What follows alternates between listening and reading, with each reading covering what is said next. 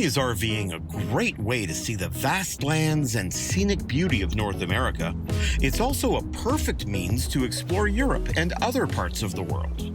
Yet, just as you need to consider differences in currency and the local language and customs when you're traveling between countries, so too should you be aware of certain distinctions particular to RVing. With this in mind, we're traveling to Tuscany, Italy to join the RV geeks, Peter and John, on their own international RV travels in order to gain some insight into a few of the key differences between RVing in North America and RVing internationally.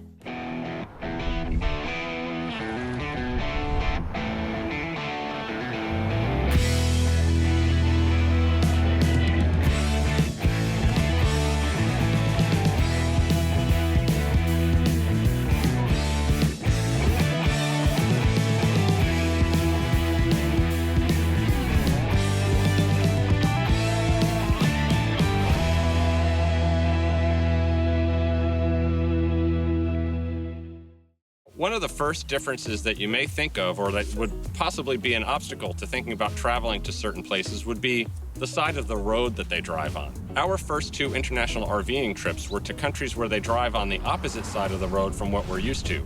In North America, we drive on the right, but in Australia and England, we now had to drive on the left-hand side of the road. And of course, that means you sit on the opposite side of the vehicle. And we're used to driving, sitting on the left side, and those countries require you to sit on the right side as you drive on the left.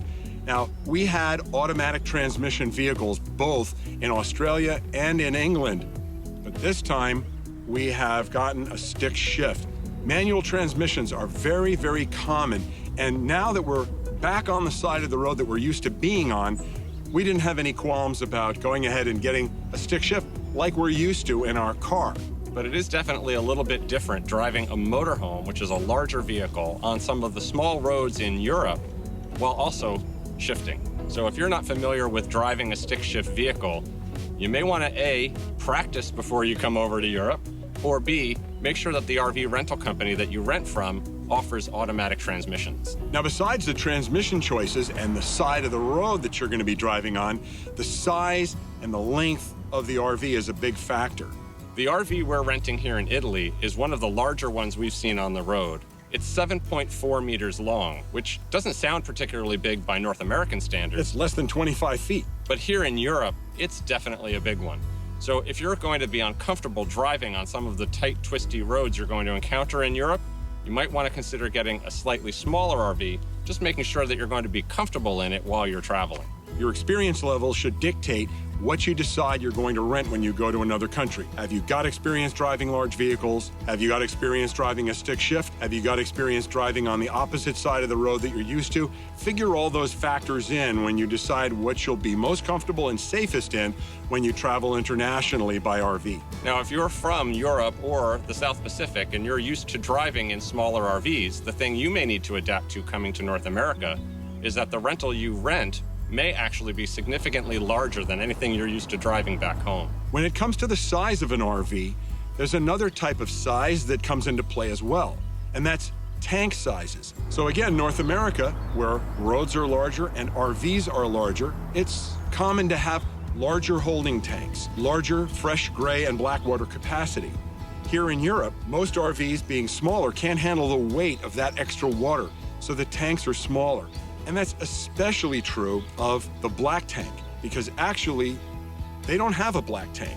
They have what's called a cassette toilet.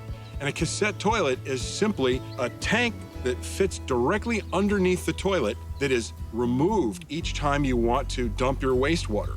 In North America, you pull the RV over to the dump location or go to a full hookup RV park where you have a sewer line right there on your site. Those differences require a little bit different technique for how you manage your systems. So if you're used to having a cassette toilet and you go to North America, you need to learn how to dump the black tank.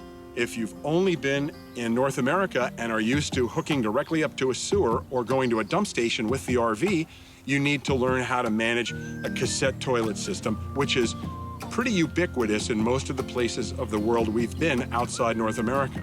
Of course, both systems have their pros and cons.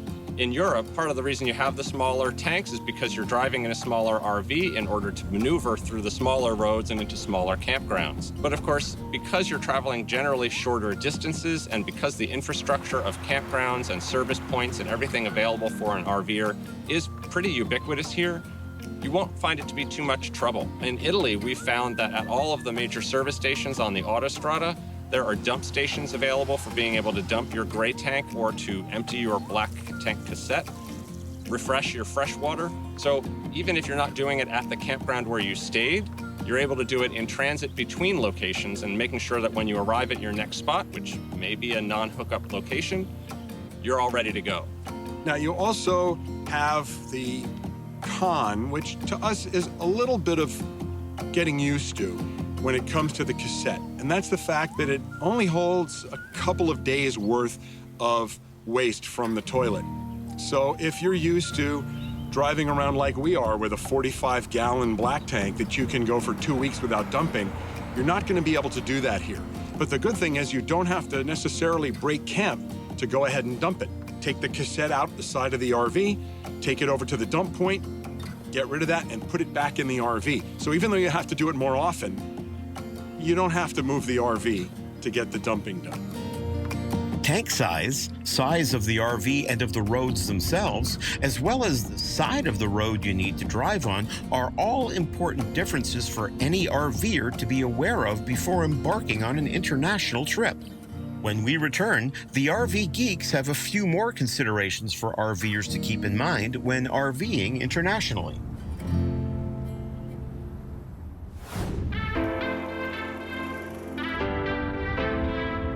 International RVing is among the most exciting and adventurous aspects of RV travel, but there are certain differences between countries that RVers should be aware of. With this in mind, we return to Tuscany, where Peter and John have a few more key tips to share for international RVing.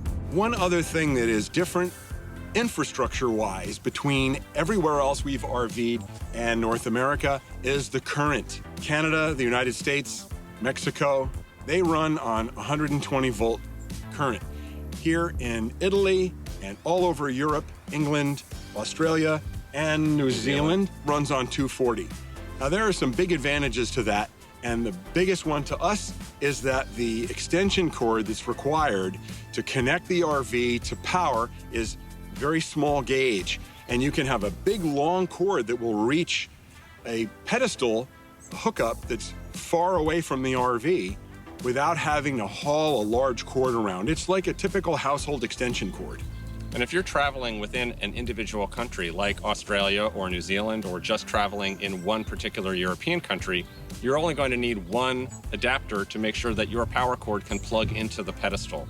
There's no such thing as having a 15 or 20 or 30, 50 amp connection where you need to have the dog bones to connect your power cord to the correct pedestal adapter. Right, those dog bone adapters don't exist here.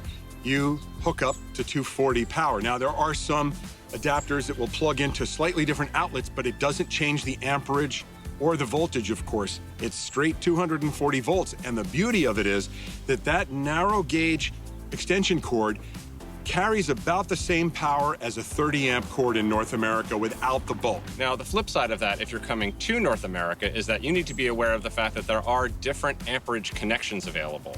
Your RV may be a 20 amp RV if you're traveling in a Class B van, similar to your European counterparts. Or possibly a towable like a pop-up trailer or a small travel trailer. You're probably going to have a standard 120 volt, 15 or 20 amp household plug, just like a normal plug that you use around the house for appliances. But as the RVs get bigger, the electrical cords and the plugs themselves change. So once you step up to a larger RV that's now running on a 30 amp connection, not only will the cable that connects the RV to the pedestal be larger, heavier, thicker, but it's also going to have a different plug.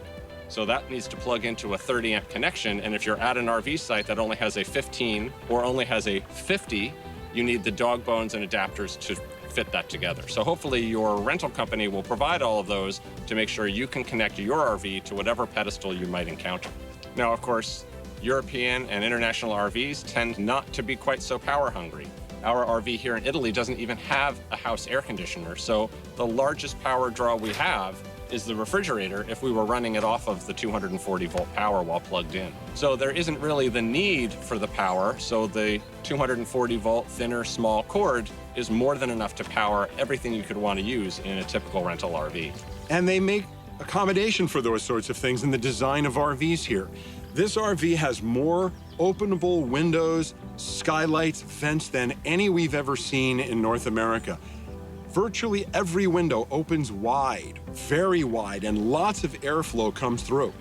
We've been here with the sun beating down on the RV all day, and it's not hot inside. Air conditioning isn't needed because everything opens up. All the windows have screens, and it makes it so you don't need air conditioning so much. Now, of course, this doesn't cover all of the differences between RVs internationally and in North America, but it's definitely the key points that you're going to want to know in order to begin RVing somewhere that's not familiar. And if you've only RV'd in your home country, or maybe you've never RV'd before at all, don't let that stop you from thinking about exploring other parts of the world by this great way of traveling. It's a fantastic way to get into nature, into more remote places. Bring your kitchen, your bathroom, and your bedroom with you and go explore some of the most beautiful parts of the world that we've ever seen.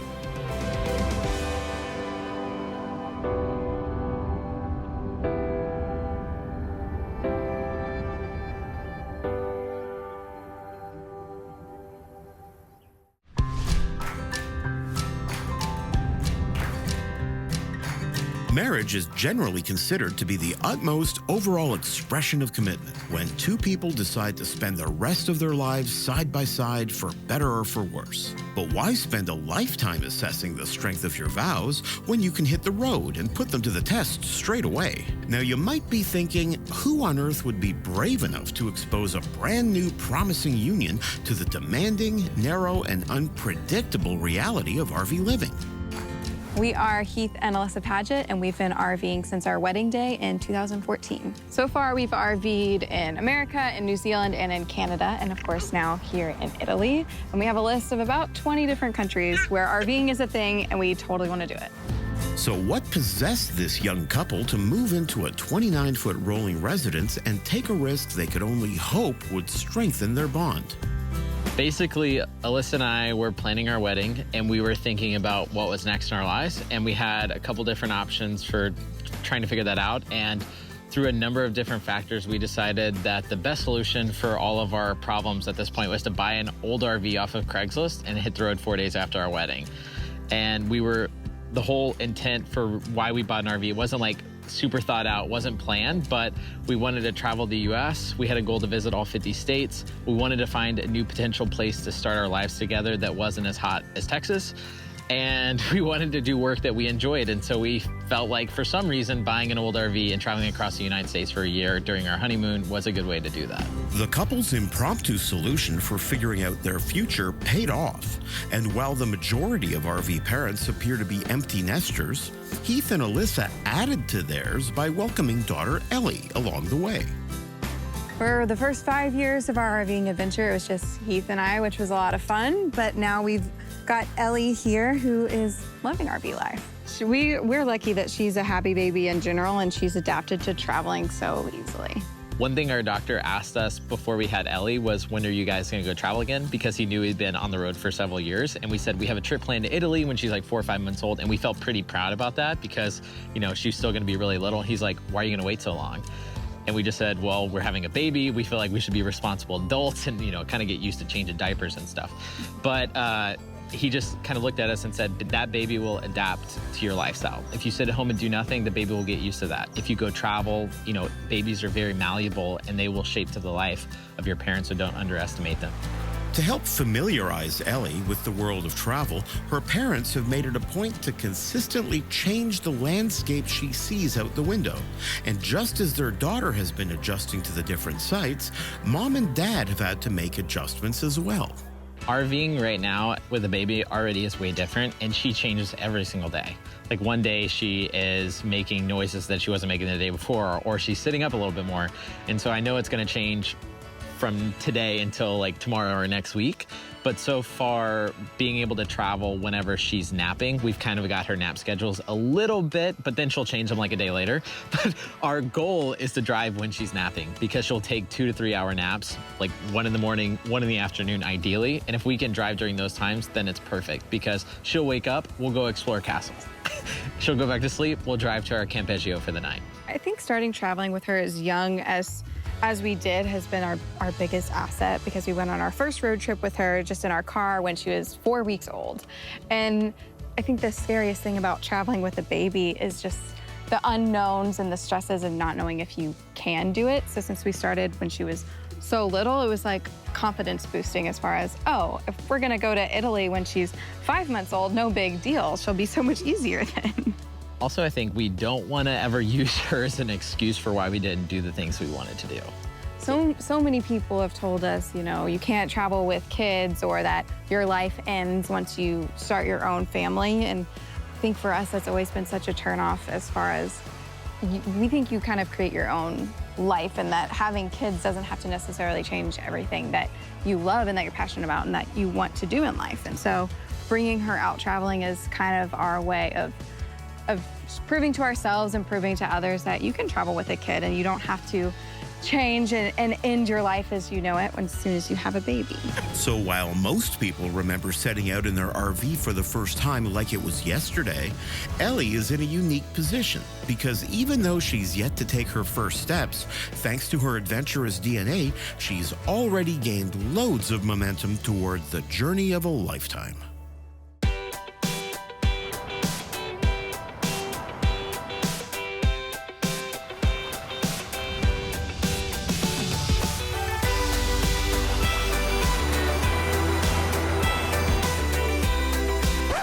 Let's talk about noise. Okay. Speaking of noise, golly, it's a parade of carts. Out to enjoy nature.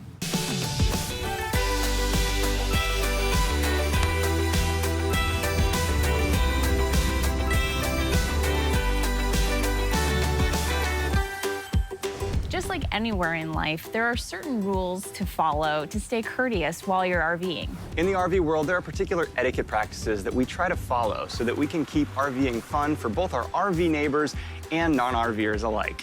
One pet peeve most RVers have is when your neighbor comes up to you while you're trying to set up.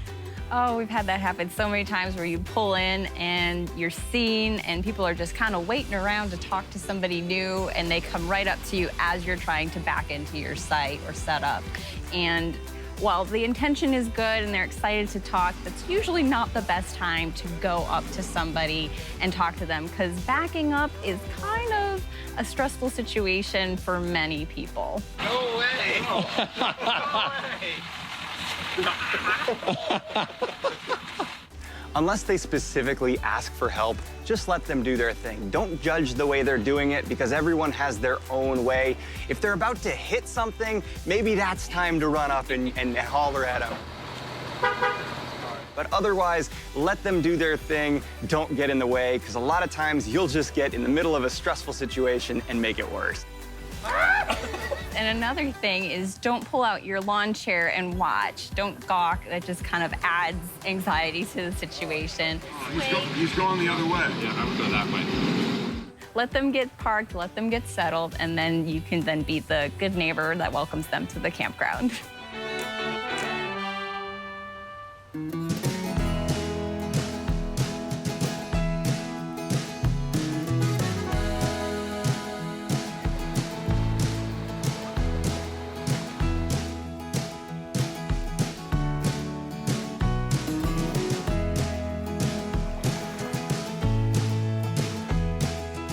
One of the first things that stands out in my mind is being respectful of each person's campsite. Because when you go RVing, you basically have that spot for the time that you're away. It's kind of like your property. And so you want people to respect your space, and you should therefore also respect other people's space. This particularly means don't let your pets wander into other people's campsites. Also, don't walk through someone else's campsite. Even if that bathhouse is on the backside of your campsite, you don't want people walking through your campsite, so don't walk through other people's campsites even if it's a shortcut. When many people go camping, they're looking to find peace and quiet and enjoy nature. So one thing we need to be respectful of is how loud we are. Yes, so that goes for whether you're playing loud music or if you're just having a rowdy time around a campfire or running your generator. If you do, however, want to be rowdy and noisy, there are options to do that. You can go further away where you aren't around anyone, or to a place that it's acceptable. People are partying and having a good time, and it can be acceptable there, but don't assume that it's acceptable to be loud all night long everywhere you go. Another thing to be considerate of is lights. So if you are up late or your RV has exterior lights on it at nighttime, or if you're driving into a campground late at night, be respectful of where those lights are shining. Don't leave your big floodlights on, shining into your neighbor's bedroom window, that type of thing. Just be mindful of those.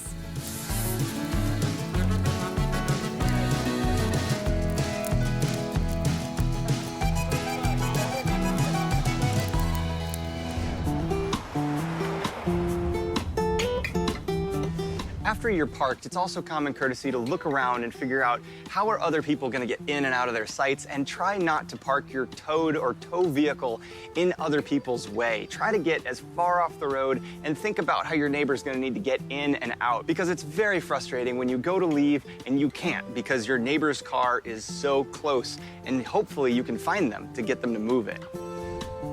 Let's talk about trash. When you arrive to a trashed up campsite, it's very frustrating. So please pick up trash when you are done at your campsite. Yep, you're gonna wanna leave it as clean or cleaner than you found it as a rule of thumb. Especially if we're out boondocking on public lands, it's very important to pick up the trash, because trashing an area is a good way to get it closed so that none of us can then use it anymore. And if you're in a campground, that creates more work for the campground to maintain the sites, and that might even jack up your prices. Trashing your campsite includes the fire pit. The fire pit is not a garbage can, and please don't burn your trash, especially if there are neighbors around. Speaking of fires, there is some etiquette around having a campfire at campgrounds as well. Don't let it smolder all day. Smoking up the campground is very frustrating for many people, not just your neighbors. Also, be sure to put your campfire completely out when you are done with it, so that you don't accidentally start a forest fire or cause any danger to yourselves or your neighbors. Because when we go camping, we are frequently limited in the amount of cups and plates and silverware that we have, it's common courtesy to bring your own when you're going over to someone else's for a dinner or a get-together. Yep, so you're also probably going to want to bring food or drink over to share as well, because again, limited resources, and so if you're going to have a bigger get-together, it's not very acceptable to just rely on that person solely for everything. So bring your own dishes, bring your own beverages, and even bring something over to eat and share as well. It's part of the social RV community thing, and it's a lot of fun.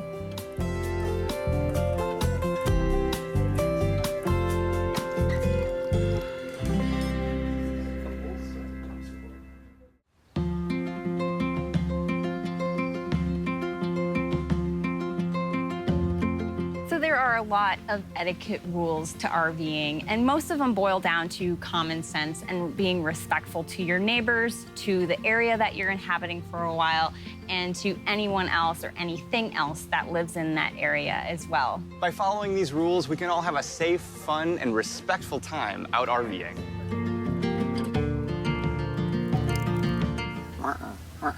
They make a weird sound, that's for sure. Oh, go away. It was perfectly quiet all morning.